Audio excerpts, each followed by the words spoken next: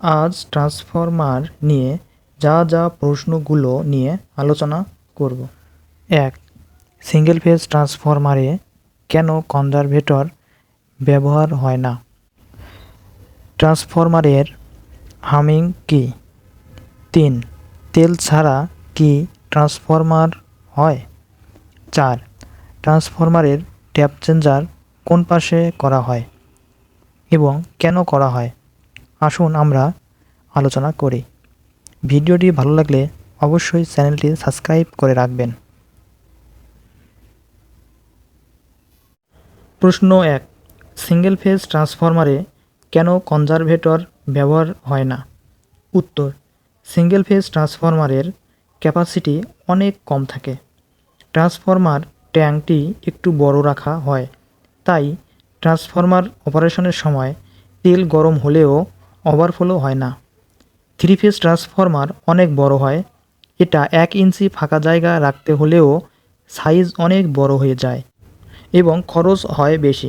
এজন্য 3 ফেজ ট্রান্সফরমারে ছোট একটি ট্যাঙ্ক ব্যবহার করা হয়, যাকে কনজারভেটর বলে।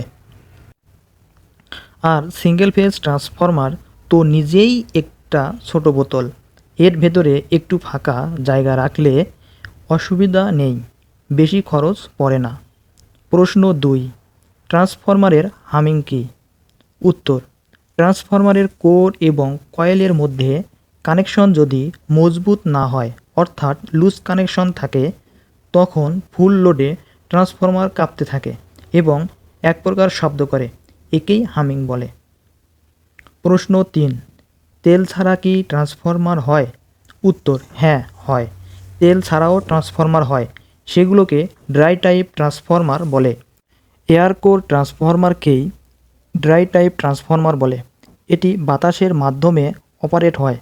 এখানে বাতাস ইনসুলেটর ও শীতলীকরণ হিসেবে কাজ করে। এর গঠন প্রণালী প্রায় তৈলে নিমজ্জিত ট্রান্সফরমারের মতোই।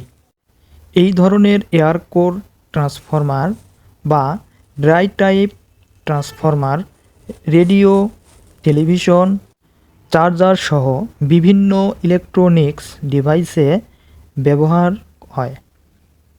প্রশ্ন 4. ট্রান্সফরমারের ট্যাপ চেঞ্জার কোন পাশে করা হয়? কেন করা হয়? উত্তর: ট্রান্সফরমারের ট্যাপ চেঞ্জার হাই ভোল্টেজ সাইডে করা হয়, কারণ হাই ভোল্টেজ সাইডে কারেন্ট কম থাকে, টেপিং কম লাগে এবং কারেন্ট কম থাকার কারণে স্পার্কিং কম হয়। নিত্য নতুন এইরকম ভিডিও পেতে অবশ্যই সাবস্ক্রাইব করবেন। ধন্যবাদ সকলকে। আসসালামু আলাইকুম।